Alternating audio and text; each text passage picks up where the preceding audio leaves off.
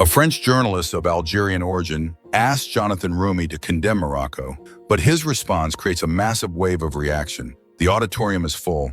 More than 400 people sit in attentive silence. On stage, Roumie finishes his speech. Dark suit, microphone in hand, he speaks gently and calmly about faith, the power of storytelling, and the importance of staying true to one's values even when the spotlight becomes blinding. There is measured, sincere applause, and a presenter approaches, a smile on their face. We will now move on to questions from the audience. Please remain respectful and clear in your comments. Several hands are raised. Roumie selects one at random, a student, then a former mentor. The questions are simple and motivating. Roumie always responds with his characteristic humility, avoiding formulas, preferring images, direct eye contact, long pauses, and honest silence. Then a firmer hand rises. A woman in her 40s stands, notebook in hand, press badge around her neck. She doesn't smile, her eyes are serious. She speaks loudly in a clear voice. Mr. Roumie, I am a journalist of French Algerian origin, like you, and I've been listening to you for an hour discussing respect, values, and peace. But I have a direct question. Why do you never speak out about Morocco? Roumie doesn't move. He gazes at her calmly. She continues. In recent weeks, several investigations have highlighted unacceptable acts committed by the Moroccan regime. Espionage, pressure on journalists, silence on serious issues. And yet, you remain silent. You speak for Gaza. You have words for Algeria, but nothing for Morocco. Why is that? A murmur ripples through the room. Astonishment, discomfort, and quiet approval. The journalist presses on. Is it fear of offending, loyalty to your origins? Or is it that condemning Morocco is riskier than speaking about it with tenderness? Roumie crosses his arms. His gaze is unwavering. Is this a political statement you expect from me or a trial of intent? He responds. No, she answers without hesitation. I simply expect the same moral standards that you apply elsewhere. There's a long silence. Roumie looks down for a moment and then lifts his gaze back up. All right, man, he says, let's talk about it.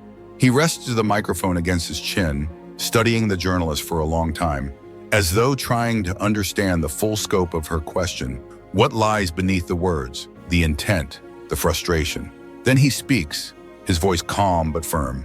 I understand your question, and I understand what it implies. But what you are asking me here is not just to talk about Morocco, it's to publicly condemn it in front of cameras and an audience. On a subject, I'm afraid I don't fully understand enough to judge. The journalist doesn't back down. That's the problem. When it comes to other countries, you find the words. Why does Morocco leave you speechless? Roumie gives a slight, weary smile, not full of warmth, but rather tired. It doesn't make me mute, he says. It makes me cautious, because I know what it means in this climate to talk about the Maghreb, to talk about it too hastily, and to risk pitting countries against each other. We are already divided as it is. The tension in the room grows. Some heads nod in agreement, others seem more uneasy. Roumie pauses, letting his words sink in. I am of immigrant origin. It's true. I grew up in a neighborhood where Moroccans, Tunisians, and Algerians lived together, marrying, helping each other, arguing, but always remaining a family. So when I'm asked to condemn a country, I can't just do that with empty slogans. The journalist insists, but you know your voice matters. You're being listened to and you know it. Roumie responds carefully.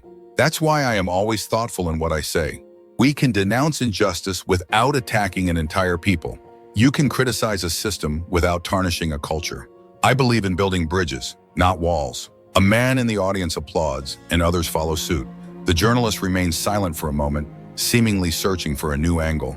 But Roumie continues. And if you want to discuss Morocco, we can, but not to condemn it. Let's talk to understand, to connect, because I think we've had enough of the walls between us. She presses again, knowing this topic is too sensitive to let go. Fine, she says, but at least recognize that your silence could be seen as complacency. When a country does wrong, remaining silent can sometimes mean complicity. Roumie nods slowly. I understand what you're saying, but that's the trap. We want quick, clear-cut answers, almost mechanical condemnations, as if we always have to pick a side. But that's not how I work. And I don't speak when I'm not sure. I have too much respect for people, for their stories. He looks around the room, aware that every word matters, that some will take his sentences out of context, but he presses on. Morocco is a country I've visited, a country I've loved. I've met people there, generous people, young people full of hope, families living in dignity. Are there issues to address? Of course, like anywhere else. But I won't wake up one day and say, I condemn a country as if it were a football team that had cheated in a match. A few chuckles ripple through the room, but the focus remains. The journalist's voice trembles, but she remains composed. It's not a football team, she replies, but these are real victims. Moroccan journalists imprisoned, voices silenced, women abused, and yet celebrities like you speak of Morocco as a land of light without ever addressing its darker side. Roumie looks at her, his expression grave but calm. There are no gray areas in my mind, he says. But why ask me to condemn Morocco and not France when it makes mistakes? Or Algeria, when it kills its opponents? Or even Qatar, Spain, the United States? Why this country, right now, here? She remains silent for a moment, processing his words. Roumie concludes, his voice gentle, yet firm. I don't choose between peoples. I do not condemn lightly. Sometimes the outstretched hand is stronger than a harsh word. A heavy silence follows, but this time it's not oppressive. It feels as though everyone in the room is waiting, not out of curiosity, but because something in Roumie's words has struck a deeper chord. The journalist continues slowly. You say you don't choose between peoples. It's noble, but you know some causes need to be championed, that some injustices only become visible when strong voices repeat them. So I ask you the question again. If it's not a condemnation, then say it another way. Are you worried about what is currently happening in Morocco? Roumie tilts his head slightly. What worries me, he says, is not any particular country. It's how we increasingly reduce people to their leaders, confuse a people with their government, and forget the nuances of the situation. I don't want to speak just to make it sound good for the headlines. I want to speak in a way that might actually be useful. He pauses, then looks the journalist in the eye. Do you know how many Moroccans have written to me in recent years to tell me they felt proud to see me speak of the Maghreb with love, that they recognize themselves in this connection between our countries, between our families? And you want me to destroy that with a misinterpreted sentence? To break a trust built in silence? The journalist remains straight, but her face softens, becoming more attentive. What I want, Mr. Roumie, she says, is not to make you condemn a country. I just want to hear you say that human rights must take precedence over personal interests, no matter our origins. Roumie closes his eyes for a second. Then I say this: human rights must prevail everywhere, all the time, for everyone. But what I refuse is for that phrase to be twisted into a weapon used to target a land, a culture, a history. I want to defend rights without betraying ties. In the room, several people stand up. A quiet applause swells, then slowly dissipates, giving way to a more complex tension. This is no longer just an exchange between a journalist and an actor. It has become a mirror held up to a generation caught between the desire for truth and the fear of breaking fragile bonds. A young man in the back of the room stands up. He doesn't have a press badge. He holds his phone in hand, visibly moved. Excuse me, I hadn't planned to speak, but I just wanted to say thank you because I am French Moroccan and I can't take it anymore. Always being asked to choose between loyalty and truth. Roumie speaks as we all wish we could speak, without betraying anyone, without being accused of selling silence. A murmur of approval goes through the room. The journalist keeps her gaze fixed on Roumie. She hasn't lost her calm, but she feels like the ground is slipping away from her. She almost whispers to herself, but if everyone talks like you, who will denounce injustices? Who will dare to say things without a filter? Roumie hears it. He answers softly, it's not about speaking without a filter. It's about speaking with awareness, with accuracy. I'm not an activist. I'm not an expert in geopolitics. I'm a man of immigrant origin who knows what it's like to carry multiple identities in one heart. And what I refuse is to be asked to deny one part of myself to protect another. Another silence, but this time it's denser. As if each word had touched something very intimate in the people present. The journalist lowers her eyes slightly, then straightens up. I understand better now, she says. What you're protecting isn't Morocco, it's the connection. It's this fragile line between peoples, between histories, between pains. And you're right, maybe I was too direct. Perhaps I asked a question that required a conversation first. Roumie stares at her gently. We all have our pains, you, me, our families. Sometimes we believe that words can heal, but if used incorrectly, they divide more than they heal. I just try not to add walls where bridges are needed. The journalist nods her head. It's not a renunciation, it's a recognition. The moderator moves discreetly toward the central microphone. He hesitates to end the exchange, but no one moves. No one wants to interrupt this moment because there's something rare, something essential in this tension, in this respectful frankness. Roumie speaks again, his voice steady. You know, people often talk to me about responsibility, about the duty to set an example. I'm told that I represent a generation, a culture, a history, and I accept it.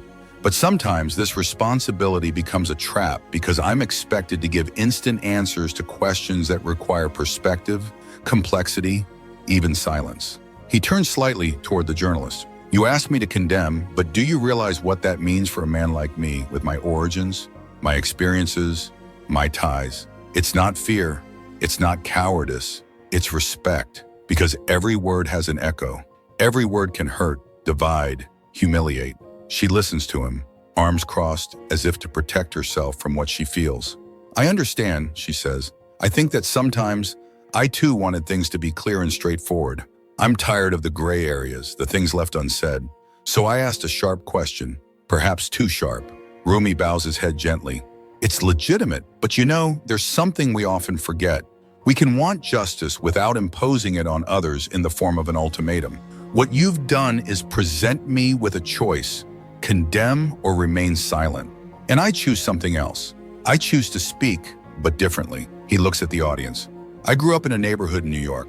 Around me were people from all over the world. Moroccans, Algerians, Tunisians, French, black, white, believers, non-believers, and no one ever asked me to choose. We were together, we argued sometimes, but we ate together, we played together. Today, I feel like I'm being pushed to choose a side, and I refuse. An old man in the front row whispers, his eyes moist. He's right. People want to make us into weapons, but he wants to remain a bridge. Roumie hears. He looks up at him and smiles. Yes, sir, a bridge, that's exactly it. A quiet shudder runs through the room. No cold, no lucidity. Many came to hear Roumie talk about faith, about unity, about hope. But what they experience goes far beyond the boundaries of religion or politics. He is no longer just an actor. This is a man standing before a dilemma that many know, but few dare to name. The journalist speaks one last time, her voice softer, no longer sharp. Thank you for your words. I didn't think we'd go this far. Maybe I wanted a clear answer too quickly, because I'm tired. Tired of feeling like our origins are becoming traps, that we can no longer speak without being judged. And I thought that you, with your position, could say what others are not allowed to say. Roumie nods, his expression serene. Maybe we can all find a way to speak without fear of judgment, without the need to choose sides. Sometimes the most important thing is to listen and to find the humanity that connects us all. Jonathan looks at her with a sincerity that surprises. He doesn't seek to have the last word. He seeks to understand. I'm tired too, you know, he says, but I don't want that tiredness to turn into anger at the wrong people. There are battles to be fought, it's true, but they must not make us unjust. We can be demanding without becoming oppressive, and above all, we can be united without humiliating our own. He lets his words flow. In a corner of the room, a woman in a hijab wipes away a tear. Beside her, a man in a suit closes his eyes thoughtfully. Jonathan continues, I'm not perfect. I'm probably wrong sometimes. But if I had to tell you one thing, it would be this. I will never forget where I come from, and I will never condemn a people without knowing the hearts of its inhabitants. Because a country is not about leaders, it is about mothers, children, simple people who have asked for nothing but peace, and I want to protect them. The journalist agrees, but her face says thank you, a real thank you. The moderator finally steps forward. I think we can stop there. It wasn't a classic lecture, but perhaps it was what we needed to hear today. Jonathan stands, and so does the room. He rises naturally without any theatrical gesture. He doesn't seek applause, but it comes slowly and respectfully, more like a tribute than an ovation. It's not the actor we applaud, it's the man. Balance, the silent courage not to let oneself be locked into a role. The moderator thanks him in a low voice, a hand on his shoulder. Thank you for your presence, and especially for what you have just defended. You spoke to people who were no longer used to being heard. Jonathan simply nods. I don't have all the answers, but I know that we must listen before we speak, and sometimes we must refuse to choose between our pains. In the aisles of the auditorium, conversations begin to cross. Young people take out their phones, not to film, but to write down what they've just experienced. Some look at the journalist as if she had, despite herself, opened a valuable breach. Others did not dare to speak, still shaken by the unexpected depth of the exchange. A woman walks timidly toward Jonathan. She wears a veil, a long coat, and her voice has a soft southern accent. "Mr. Roumie, thank you. I am Moroccan. My husband is Algerian. We have 3 children, and we can't take any more of this Cold War between us, there and even here in France. What you said today made us feel good. It brought us together just a little." Jonathan smiles at her sincerely.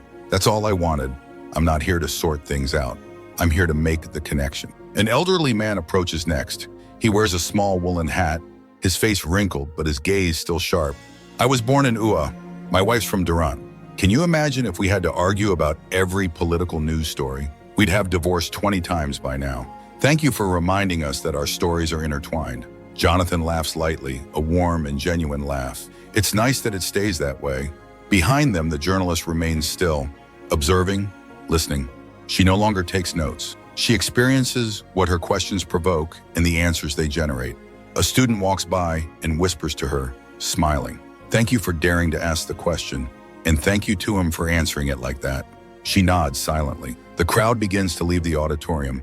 Slowly, in small groups, they talk in low voices. They debate without getting upset.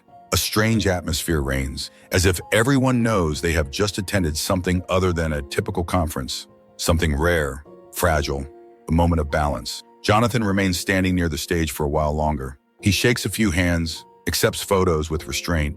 We feel that he is not entirely comfortable being put forward, especially after such an intense exchange, but he is present, with both feet on the ground. The journalist hesitates. She looks at her notebook, turns a page, then another, and closes it. She takes a breath, stands up, and slowly walks toward Jonathan. Not as an adversary, but as a woman who wants to end the conversation by looking him in the eye. He sees her coming, and he doesn't back down. "Thank you for not humiliating me," she says, almost shyly smiling. Jonathan tilts his head slightly. "You didn't say anything shameful. It was the form that was brutal. But I understood the essence. You spoke with your wounds, not with hatred, and I respect that." She remains silent for a few seconds, then continues, "You know, when you come from an immigrant background and work in a major media outlet, you always have to prove you're neutral. We end up hitting harder than we want to, for fear of being accused of bias, for fear of being seen as protecting our origins." Jonathan listens attentively. "I know. You're asked to betray your roots to be credible, and I'm asked to condemn to be respected. But maybe we can exist differently." She looks at him, her eyes slightly moist. "I think I learned something today." He answers softly, "Me too. We think we have everything figured out by a certain age, but sometimes it's in the silences, in the tension of a poorly chosen word, that we understand each other the best." He remains like this for a few seconds without speaking. Then she holds out her hand and he takes it without hesitation. "Good luck," she says. "To you too, Bon," Jonathan replies as she walks away, not defeated, but transformed. Thank you so much for watching. I hope you found this conversation as insightful and thought-provoking as I did. If you enjoyed this video and want to see more content that dives deep into important issues, don't forget to hit the subscribe button and turn on the notification bell so you never miss a new upload. Your support means the world to me, and I'd love to have you as part of the community. Let's continue exploring, discussing, and learning together. See you in the next video.